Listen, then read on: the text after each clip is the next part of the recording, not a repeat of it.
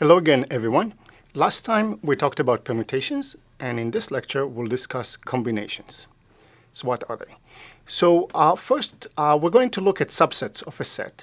And so a subset of size k is called a k-subset, and will denote all subsets of size k of the set of elements 1 up to n by this notation, which we'll call the set 1 up to n choose k. So this is nothing but the collection of all k subsets, all subsets of size k of the set 1 up to n. So let's see a few examples. So what is the collection of all subsets of 1 up to 3 that have size 1? That is exactly the collection that consists of the set 1, the set 2, and the set 3. And how about the collection of all subsets of size 2? In other words, two subsets of the set 1 up to 3. That's the collection that consists of 1, 2, 1, 3, and 2, 3. And how about the collection of all two-element subsets of 1 up to 4? That's the collection that consists of 1, 2, 1, 3, 1, 4, 2, 3, 2, 4, and 3, 4. And of course, as you might guess, what we're interested in is counting the number of such subsets. Okay. So before we do that, we want to look at an analogous question about sequences with k-ones. So we defined the collection n choose k, the set n 1 up to n choose k, to be the collection of all k subsets or k element subsets of 1 up to n. Okay? And what we want to see is that it corresponds, analogous to the collection of all n-bit sequences with k-ones. To see that, let's look at a few examples of subsets and binary sequences. So for this set, 1 up to 3 choose 1, the set subsets are the subset 1, the subset 2, and the subset 3. And these are all size 1 subsets of 1 up to 3. And how about binary sequences of length 3 with a single 1? These are the sequences 1, 0, 0, 0, 1, 0, and 0, 0, 1. And we see that there is a one-to-one correspondence between those subsets and binary sequences. For example, 1, this represents the location of the single 1. We have a single 1 in the first location. This would mean that we have a single 1, but it's in the second location. That's this sequence here. And this subset corresponds to the sequence with, again, a single 1, which appears in the third location. And how about the collection of all two-element subsets of 1 up to 3?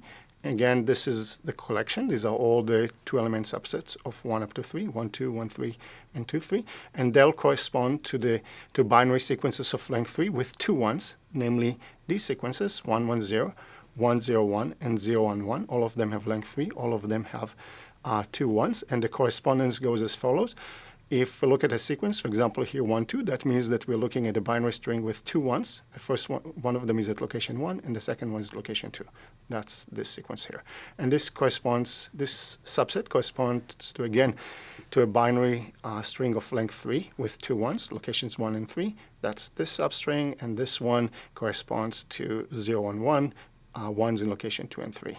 And if we looked at 4 choose 2, we won't list all of them, but if we take the subset 1, 2, that will correspond now to 4-bit strings, because we have subsets of 1 up to 4 in location 1, 2, and then 1, 3, locations 1 and 3. And the last 1, 3, 4 means that we're looking at strings of length 4, because we're taking subsets of 1 up to 4, and have two 1s in location 3 and 4. That's this binary sequence here. Okay. So to summarize what we have seen is we looked at two interpretations of n choose k, of this the collection taking the set 1 up to n choose k. One of them was a subset of size k of the set 1 up to n, and the other one was as n-bit sequences with k-ones. And for example, again to remind us, if we take the set 1 up to 3, choose 2, then that will correspond to the collection 1, 2, 1, 3, 2, 3. And if we consider it as binary sequences, it will correspond to 1, 1, 0. That is 1 and 2, 1's in location 1 and 2, 1, 0, 1. That's 1 in locations 1 and 3, and 0 and 1, 1's in location 2 and 3. Okay? And so we saw that there is one-to-one correspondence. Therefore, these two sets, the set of k-element subsets of 1 up to n, or any n set, and the set of n bits sequences with k1s will both have the same number of elements, and we want to see what this number is, and we'll mostly count sequences. We'll mostly do this. Why? Because at least for me, they are easier to see because we just look at sequences, we see what we have, and as we'll see later on, they also generalize to more than binary sequences and selecting more than one set, so it will be easy to generalize. But because it's the same number, then the same will apply to subsets. So whatever we're going to say here will apply to subsets as well. Okay. So what we're trying to do is, again, count how many elements are in those sets. Okay. What is the size, what is the cardinality of the set of two-element subsets of 1 up to 3? All right. So, so that's what we want to do. We want to find a number of n-bit sequences with k1s. Okay. So we'll denote the number by n choose k, and this is going to be the cardinality of the collection of the elements 1 up to n choose k. So just to clarify, and so this is the number of n-bit sequences with k1s. And again, and this is all going to be called the binomial coefficient. Okay, so this symbol here is the binomial coefficient. And again, this is the number, and this is the collection of all such elements. Okay, so for example, 3 choose 2, when this is a number, is the number of two-element subsets in 1 up to 3. Okay, so here it's the size of the set 1, 1, 0, 1, 0, 1, 0, 1, 1, which is 3. So therefore, 3 choose 2, this binomial coefficient, is the size of, or the cardinality of the collection of all two elements of size 3. There are 3 elements, therefore the binomial coefficient, 3 choose 2, is equal to 3. And if you want to see where this number comes from, why it has to be 3, then one way to do it is to specify the locations of the ones. So we can do that by specifying ordered pairs from 1 up to 3. For example, we can specify that we put a 1 in location 1 and then a 1 location 2. That will correspond to the sequence 1, 1, 0. Or that we put a 1 in location 1 and then a 1 location 3. And that will correspond to the sequence 1, 0, 1. Or put a 1 location in the second location and then in the first location. That will correspond to 1, 1, 0.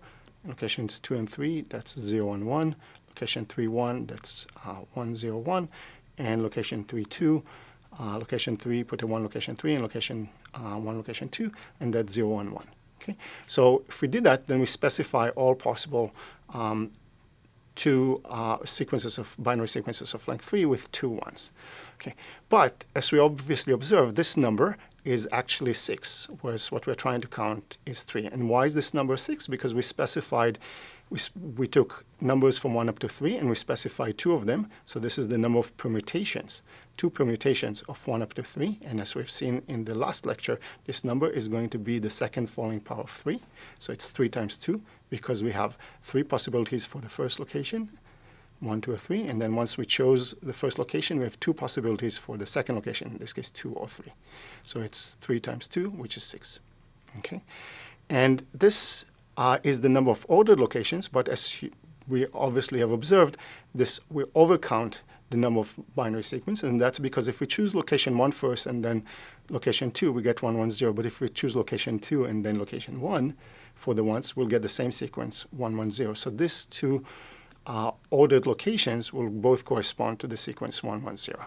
Likewise, if we chose to put a 1 location in the first location and then a 1 in the third location, we'll get the same outcome, the same sequence 1, 0, 1, as if we chose to put a 1 location 3 and then a 1 location in the first location, location 3, 1. We'll get again 1, 0, 1. Both of those will give us 1, 0, 1. And similarly, if we first put a 1 in location 2 and a 1 location 3, we get 0, 1, 1. If we first put a 1 location 3 and 1 location 2, we get again 0, 1, 1. So both that will also correspond to 0, 1, 1. Okay? And when we do that, we see that 3 choose 2, the number of sequences of length 3 with 2 1s. That's our definition of 3 choose 2. It's the size or the cardinality of the set of all sequences of length 3 with 2 1s. That cardinality is therefore going to be 3 to the 2 falling power divided by 2. It's this number here, which is 3 to the second falling power. But each sequence we count it twice, so we divide by 2, and it's going to be 6 over 2, which is 3, which agrees with what we have found just by writing down all the sequences. Okay? So what we would like to do is calculate the binomial coefficients not just for sequences of length 3 with a single bit, that is 1, but for arbitrary sequences of length n with k ones. So in other words, we want to determine n choose k, which is the number of n-bit sequences with k ones. We want to see what this number is. And just to remind ourselves, this number here, when we have a number n on top, is a number, is just a cardinality, whereas this quantity here is a collection of subsets. So this here is the collection of all, it's a collection of all, apologies, let me start this again. Okay. Sorry. No, that's fine. Okay. Okay, we'll just call that a false start. Yes, okay. Okay, and action. So what we would like to do now, of course, is move from 3-bit sequences with a single one to general binary sequences, so n-bit sequences with k ones. So in other words, we would like to determine the binomial coefficient n choose k, which corresponds to the number of n-bit sequences with k1. We want to see how many such sequences there are. And just to make sure we understand, this number here on the left is a number, is just an integer, is the number, n choose k is the number of n-bit sequences with k1s, and this quantity here on the right is a set, is the collection of all n-bit sequences with k1s. And we're interested in the cardinality of this set. Okay, all right.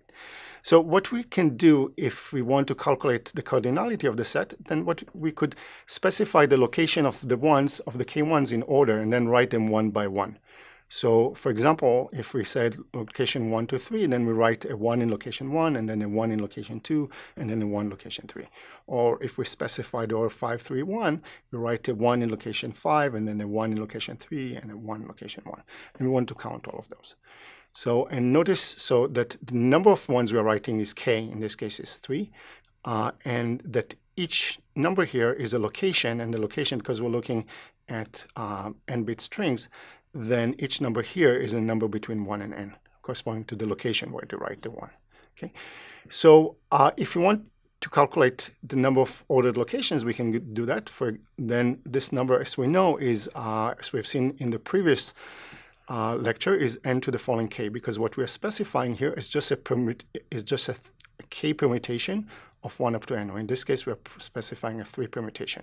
We specify one number between 1 and n, and then a different number between 1 and n, and then a third different number between number 1 and n, and in general, there'll be n times n minus 1 times n minus 2, all the way up to n minus k plus 1, different ways of specifying the locations of the ones in order.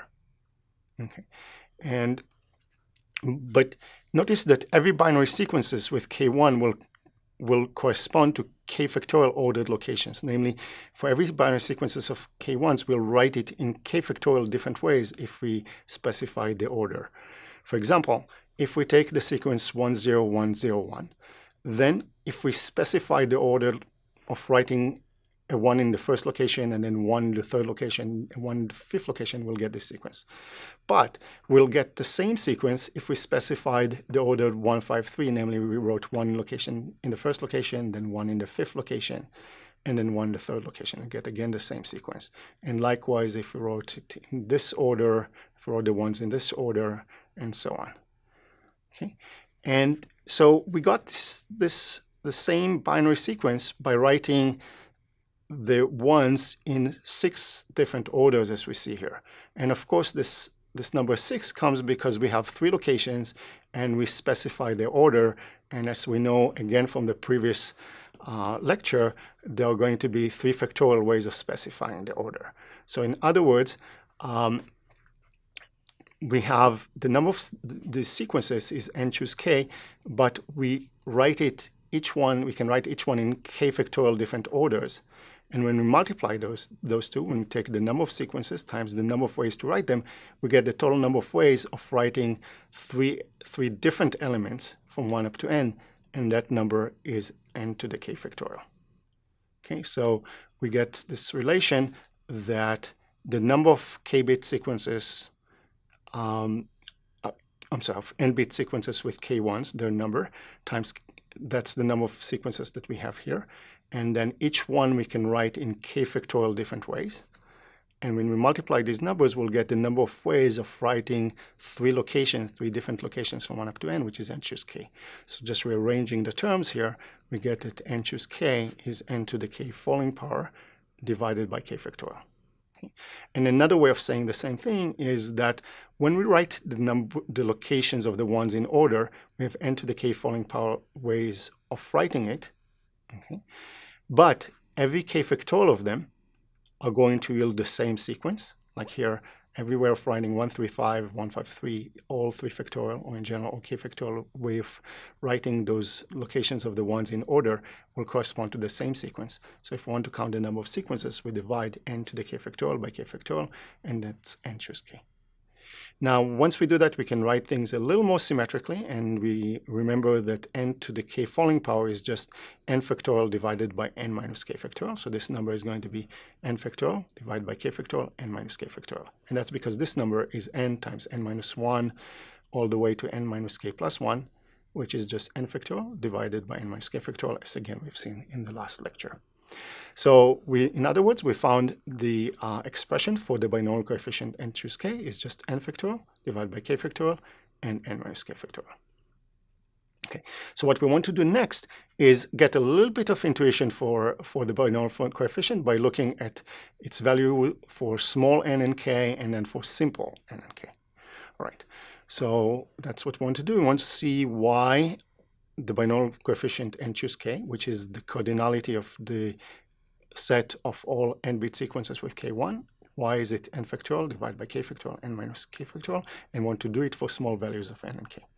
Okay, so let's look at first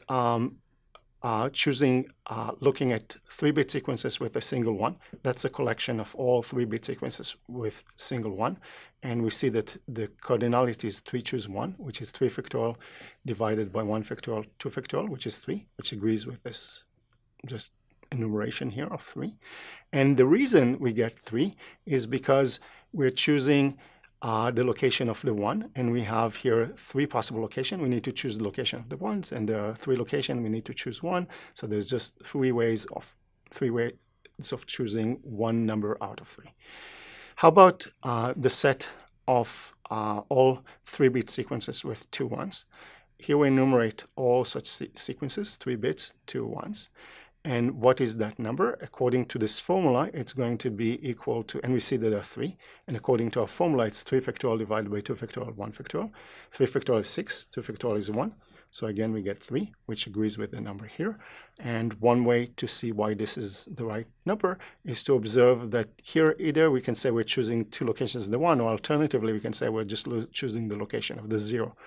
And choosing one location for the 0 is the same as choosing one location for the 1. There are 3 ways of doing that. So choose location of a 0. There are 3 ways to do that, and that's why this number should be 3, and it is, according to our formula. How about choosing 4-bit sequences with 2 ones? So here we enumerated all of them, 0011 up to 1100. Okay, and how many such sequences are there? Well, according to our binomial formula, the number should be 4 choose 2, which is 4 factorial divided by 2 factorial, 2 factorial. 4 factorial is 24, divided by 4 gives us 6. And again, we can check that this is correct. This number is really 6. And why do we get this number? Because we need to choose the locations of the 1. To choose the first location, we have 4 possibilities. The first one could be here in location 1, or in location 2, or in location 3, or in location 4. And then once we chose the location of the first one, we have 3 ways to choose the location of the second one. Okay, so that gives us 4 times 3, which is 12. But every pair, if we choose one location, say location 2 and then location 4, it's the same as choosing location 4 and then location 2. So each sequence we've chosen twice, so we need to divide 12 by 2, and it gives us 6. So that's just another way of seeing why it should be 6. Okay, so what we did here was we explained where n choose k comes from for small n and k, in this case n is 3 or 4 and k is 1 or 2. And what we want to do next is look at and choose k and explain it for values that are simple, not necessarily small. So, so we're looking at simple n choose k, where n and k could be very large, one of them, but maybe there's something that makes it simple. Okay, so for example, if you look at n choose 0, according to our formula, it's n factorial divided by 0 factorial n factorial, but remember that 0 factorial is 1, so this gives us 1. And why is n choose 0 1? Well, this corresponds to the number of n-bit sequences with 0 ones, namely the number of all n-bit sequences that are all 0. And there's exactly one such sequence. Okay. How about n choose n? According to the binomial formula, it's n factorial divided by n factorial 0 factorial. Again, 0 factorial is 1, so this is again 1. And why n choose n should be 1? Because it counts the number of n-bit sequences with n ones. In other words, it counts how many all 1 sequences are there. And there's exactly one all 1 sequence, a single all 1 sequence. So this number should be 1. How about n choose 1? And again, you see we're doing it, these numbers are simple in the sense that this is 1, but they can be large and could be any number. So n choose 1, according to the binomial formula, is n factorial divided by 1 factorial and then n minus 1 factorial. And this number, everything will cancel except n, so this number is n. And why should n choose 1 be n? Because we're counting how many n-bit sequences are there with a single 1. And this corresponds to choosing the location of the single 1, and there are n ways of choosing this location. Choose location of single 1, and there are n ways of doing it. How about n choose 2? n choose 2 corresponds to the number of n-bit sequences with 2 ones. And according to the binomial formula, it's going to be n factorial divided by 2 factorial, and then n minus 2 factorial. And we'll see that a lot of cancellations will happen here, and the numerator will just have n times n minus 1. The rest will cancel here, and then divide by 2. So it's n times n minus 1 over 2. And the reason is because we can choose the first location of the 1 in n ways, and then we can choose the second location in n minus 1 ways. But each sequence, each binary sequence, we will choose twice. So we have n times n minus 1 divided by 2, and that's this number here. Okay, so because these numbers are so important, I would like to give another explanation of why n choose 2 is n times n minus 1 over 2. So remember that, as we just said, n choose 2 is, when we have the set here, n choose 2 is the collection of all n-bit strings with 2 ones. Right? So this is 1 up to n, and we choose 2, so it's a collection of all n-bit strings with 2 ones. And n choose 2 is the cardinality of the set, is the number of such elements. Now we can define AI to be the collection of n-bit strings such that the first one is at location I. Okay, where I is some number between 1 and n minus 1. So here is an example. We have n-bit strings, and AI is the collection of all sequences of n bits with 2 ones, where the first one is at location I, namely the first I minus 1 bits are 0, and then we have 1 here, and then this could be anything except that they have to have a single 1 there. So you have n minus I locations, so here, that have exactly a single 1. So how many such sequences are there? Namely, how many sequences are there where the first one is in location I? Well, we have to choose a single 1 amongst the n minus I remaining locations. So the size of A sub I is exactly n minus I, corresponding to the n minus I possibilities of choosing the second I.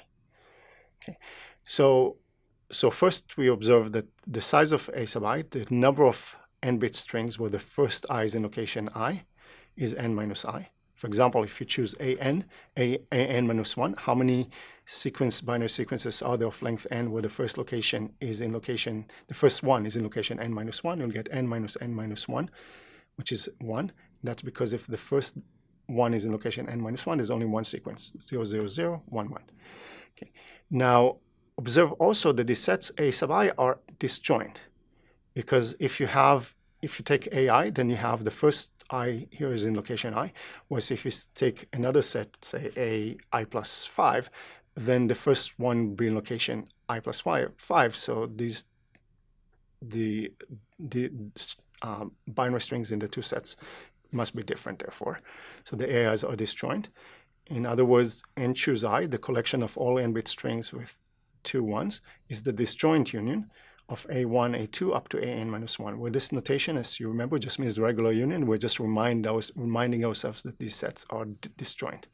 And therefore, by the summation rule, we get that n choose 2, the cardinality of the set of all n-bit strings with 2 1s, is going to be the summation of the size of the sets A sub I, okay? Because these sets are disjoint, so the size of the union is just the sum of the sizes. And this is going to be n minus 1 for A1, the size of A1, plus n minus 2, and so on up to 1. And as we know, this arithmetic sum, 1 up to n minus 1, is n times n minus 1 over 2. So it gives us another explanation for this set, for this the binomial coefficient n choose 2. All right. So I also want to show you that you can calculate the binomial coefficients by hand fairly easily for fairly large numbers. So we know that n choose k is n to the k falling power divided by k factorial. And so we can therefore calculate, for example, 7 choose 2 is going to be 7 times 6 divided, so that's 7 to the second falling power divided by 2 factorial, which is 2 times 1. We cancel the 2 with the 6, and we get it's 7 times 3, which is 21. Also, notice that n choose k is the same as n choose n minus k. And because we'll talk about this a little more later, but the reason is because n choose k is n factorial divided by k factorial, and then divided by n minus k factorial. And this is the same. It's n factorial divided by n minus k factorial and k factorial. We'll say that again in the next video. And so if k is bigger than n over 2, then it might be easier, instead of calculating n choose k, to calculate n choose n minus k. So for example, if we want to calculate 7 choose 5, we can calculate 7 choose 2. Both of them are 7 factorial divided by 5 factorial divided by 2 factorial. This and that. So we calculate 7 choose 2, and 7 choose 2, as we calculated here, was 21. We can also cancel a lot of terms. So if we have, for example, 12 choose 9, that's the same as 12 choose 3, which is 12 to the third falling power, 12 times 10 times 11 times 10, divided by 3 times 2 times 1. And then we can cancel the 6 here with the 12. So we get, it's 220. And using this, we can calculate fairly large binomial coefficients by hand, as you can see. But if not, you can always Google or write a program that does it. To summarize, we looked at 2 equivalent problems. One is counting how many subsets of size k does a set of size n have. And the other problem was how many sequences, binary sequences of length n, have k1s. We showed that these 2 problems were the same, and we call the number of such sequences, or the number of such subsets, we call that the binomial coefficient n choose k, and we give a formula for that, which was n factorial divided by k factorial, and divide again by n minus k factorial. And what we want to do next is give some examples of binomial coefficients. See you then.